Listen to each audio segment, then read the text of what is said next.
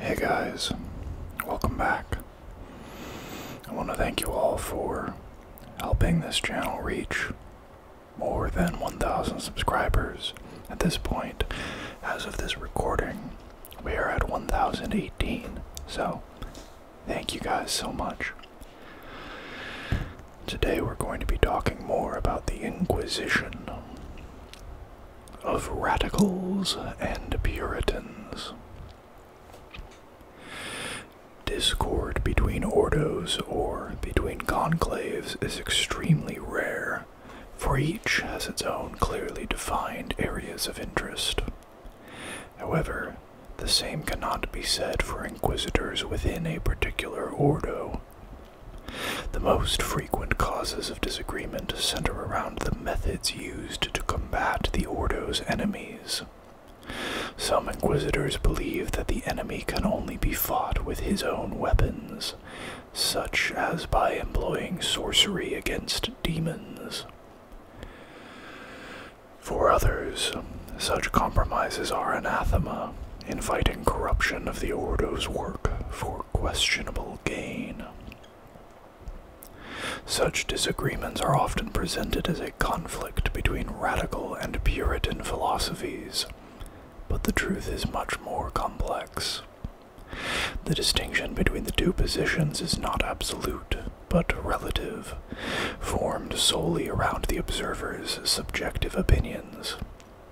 Few inquisitors consider themselves either radical or Puritan, though they are swift to label others as such. A member of the Ordo malleus might be quick to decry a colleague as a radical for using forbidden lore to bind a demon to his will, little recognizing that others of his Ordo consider him just as dangerous for daring to consult a tome of blasphemous lore, even though he has no intentions of employing the knowledge contained within.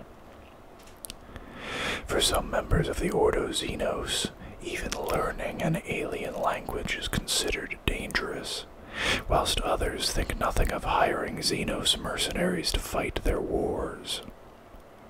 In the Inquisition, truth is relative. The nature of the Inquisition means that there can be no appeal to a higher power when an inquisitor believes that one of his fellows has strayed irrevocably from the proper path.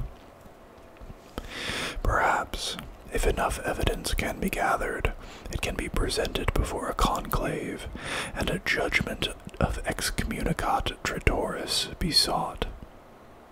More commonly, an inquisitor is left to take matters into his own hands. Given the shaded distinctions between needless and necessary evils, few inquisitors willingly involve themselves in a quarrel between their fellows.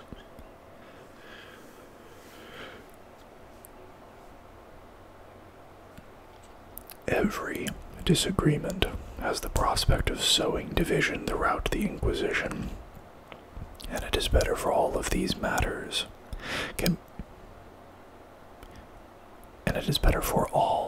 if these matters can be kept at the level of a personal quarrel. Most of the time, such disagreements burn themselves out, or are superseded by genuine threats. But sometimes they descend into outright conflict between the two inquisitors and their agents. The ideological struggle between radical and Puritan is not a battle between right and wrong, for such facile definitions seldom apply to an inquisitor's work. Radical methods can serve as the salvation for millions, just as the close-mindedness of Puritans can doom them. Alas, there is no way to see the outcome until it has occurred. An inquisitor can read from the grimoire Malefact, and can use its knowledge to close a warp rift, but in so doing he risks opening his soul to chaos, and becoming the very thing he fears. Those of a Puritan mindset insist such risks are reckless and unnecessary, and would seek other methods to close the warp rift, even if the delay doomed a dozen worlds. In this case, the radical methodology would appear to be the correct one. But what if, by opening his mind to the warp, the reader of the grimoire malefact is later possessed by a demon who wreaks more damage than the rift ever would have? It is little wonder that most inquisitors cleave to a single certainty of belief, for to doubt one's actions is to be cast adrift on a sea of possibility, frozen to inaction for fear of charting the wrong course.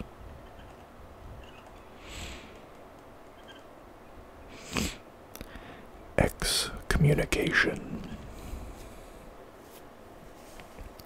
An inquisitor has the power to declare an individual, or sometimes an organization or planet, as excommunicat traitoris. This declaration excommunicates the accursed from the human race. The accused from the human race, and is an indication to other inquisitors and adepta that the excommunicat party should be hunted down and killed for the good of the Imperium. Inquisitorial conclaves are often the venue for declaring excommunications, and, in extreme circumstances, even a fellow inquisitor can be so branded. Excommunication is never done lightly, but is a principal weapon of the Inquisition and one of the ways its authority can be used to protect the Imperium.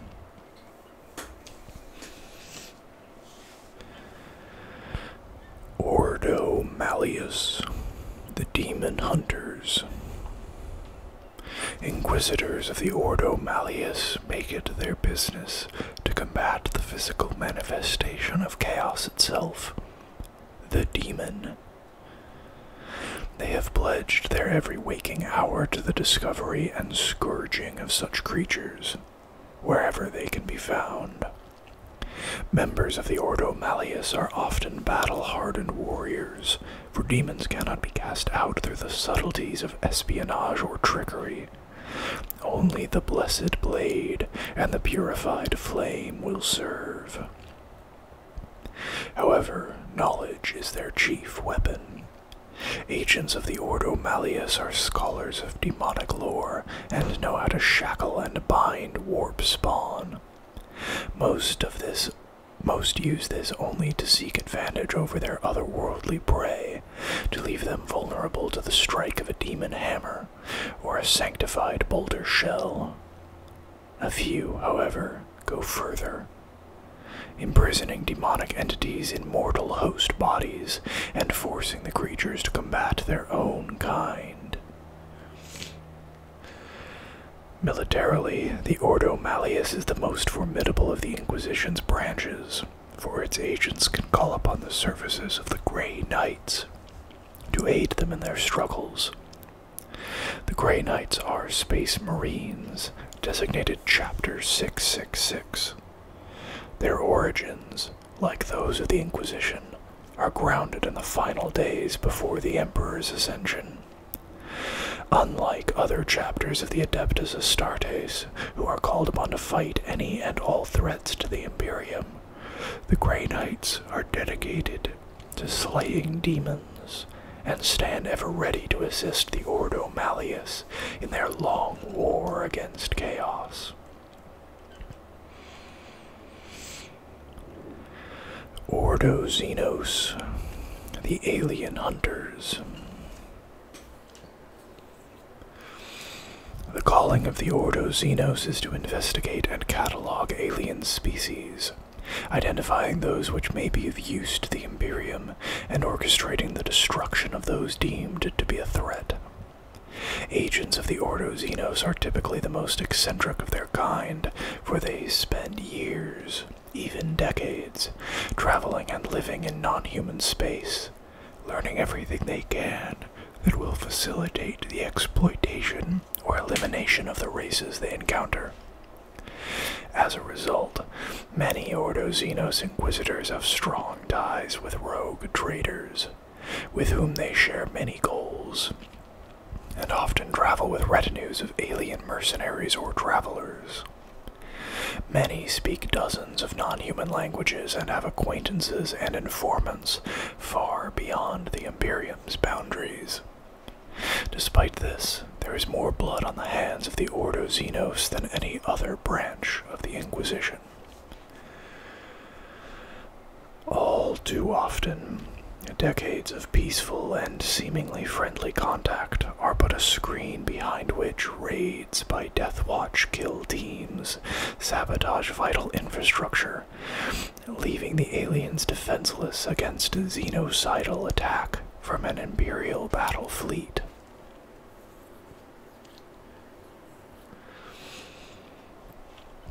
Just as the Ordo Malleus can call upon the Grey Knights, so too can the Ordo Zenos call upon the services of their own chamber militant, the Death Watch.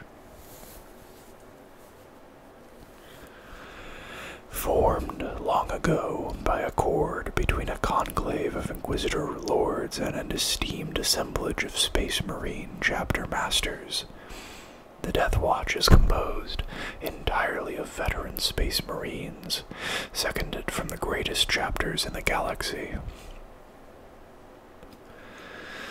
They are trained and equipped to repel the alien tide that threatens to overwhelm humanity, and are an invaluable tool for any Inquisitor seeking to vanquish the Zenos threat. Ordo Hereticus, the Witch Hunters. A shadowy branch of an organization already swathed in secrecy, the Ordo Hereticus is the guardian of humanity, the watcher at the gates that protects mankind, as much from its own weaknesses as any threat from without. The witch hunters of the Ordo Hereticus are sinister, feared individuals. Their skin is pale from long days spent in the excruciation chambers of Inquisition fortresses, or poring over ancient texts that speak of the heretic and his machinations. For the first few millennia of its existence, the Ordo Hereticus was but a rumor even to other Inquisitors, so fanatically was its secrecy guarded. All of this came to an end following the Age of Apostasy, when it was decided that the Ordo would serve better by casting an intimidating shadow, rather than existing as a myth too easily ignored. As the ecclesiarchy flourished, so too did the Ordo Hereticus grow with it, for nothing piques an Inquisitor's suspicion more readily than a holy man claiming to speak with the Emperor's voice. Often its agents pose as servants of the ecclesiarchy, feigning subservience to a cardinal's will, until they have sufficient proof of the man's guilt. It is a rare priest with whom a member of the Ordo Hereticus cannot find fault.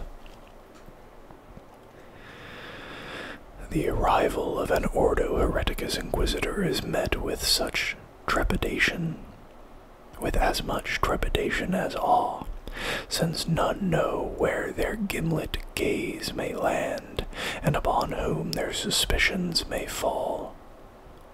In addition to monitoring the ecclesiarchy, ensuring that wars of faith do not exceed their mandate, or that its many cardinals do not amass more power than is deemed appropriate, the Ordo Hereticus keeps a close eye on many other imperial organizations.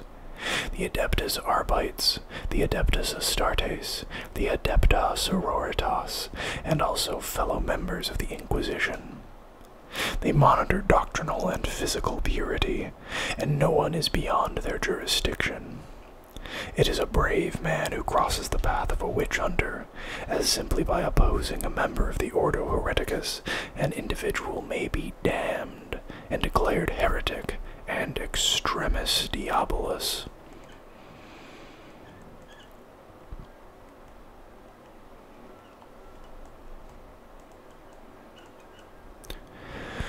Ordo Chronos, the guardians of history.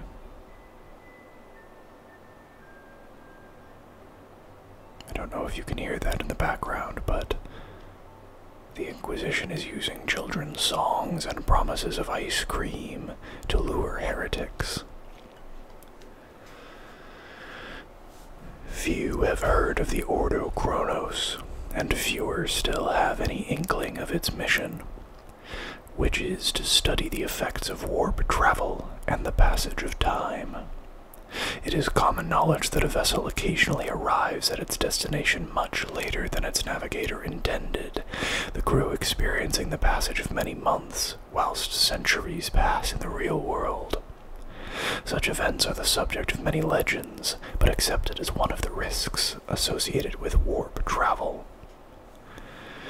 Far less common, but by no means unheard of, are those occasions when a vessel has become embroiled in a warp phenomenon that results in it being expelled into real space before it actually set out.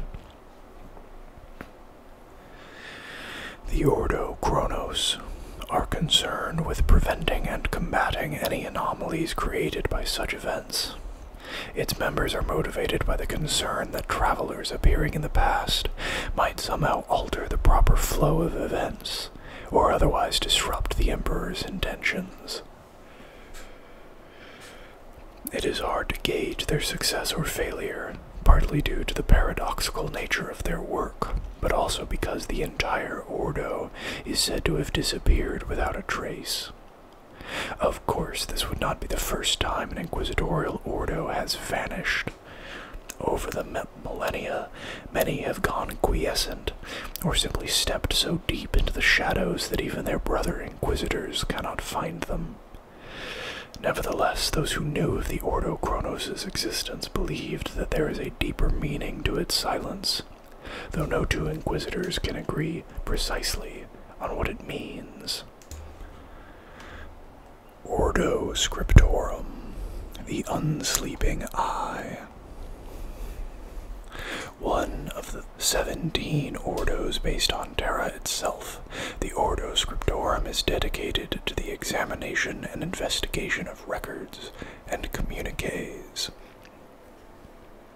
This may seem a trivial, almost facile task in light of the weighty matters pursued by other branches of the Inquisition, but nothing could be further from the truth. The Imperium constantly strains under the weight of its own colossal bureaucracy, and all manner of vital bibelots of information are lost or misfiled through simple human error. Far from Terra, a planetary governor whose world is in uproar looks to the skies for signs of assistance, little knowing that his request for aid has been bound into the spine of an 800-page missive on lumen design. Elsewhere, an Imperial fleet, hundreds of ships all told, hangs silent in interstellar space, because the documentation updating its orders has traveled from desk to desk, never reaching a recipient with sufficient authorization. The Ordo Scriptorum can only intercept a handful of these failures, but even one can prove the difference between the life and death of billions. Moreover, even the rumor that an Inquisitor is supervising a scribe's work is enough to galvanize him to more careful practice, ensuring that fewer such errors occur in the future.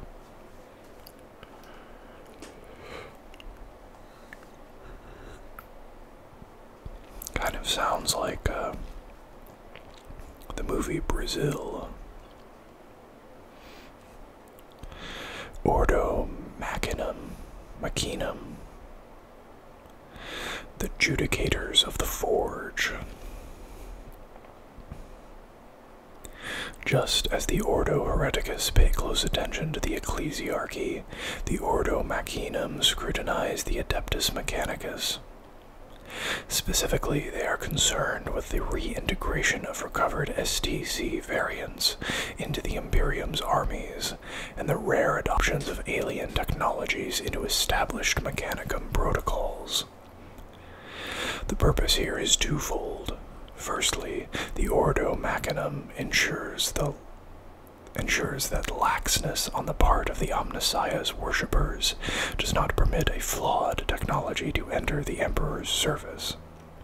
More importantly, the Order Machinum ensures that no Magos is tempted to withhold vital systems from other factions of the Adeptus Terra, with a view to increasing the Adeptus Mechanicus's power within the Imperium. Inquisitors of the Ordo Machinum often accompany Adeptus Mechanicus archaeological teams to distant worlds, the better to see for themselves exactly what has been recovered. They often work in concert with the Ordo Zenos, especially when the world in question has been under alien control, or there is any suggestion of non-human origin for the technology the Adeptus Mechanicus seek to recover.